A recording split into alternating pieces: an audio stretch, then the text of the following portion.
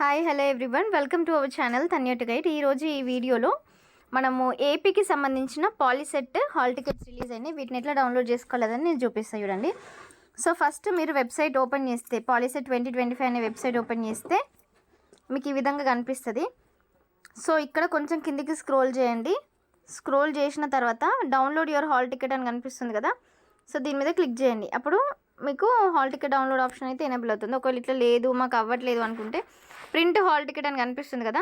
ఈ print hall ticket పైన ఇక్కడ 3 వెర్టికల్ లైన్స్ కనిపిస్తున్నాయి కదా, దానిపైన క్లిక్ చేస్తే ప్రింట్ హాల్ టికెట్ దగ్గర మీ 10th class hall ticket number కానీ మీ మొబైల్ నెంబర్ ఏదైనా ఒకటి ఎంటర్ చేయొచ్చు. నెక్స్ట్ మీరు పర్సూయింగ్ ఇయర్ అంటే ప్రీవియస్ మీ ఏదైతే ఉంటుందో ఆ ఇయర్ ఎంటర్ చేయాలి.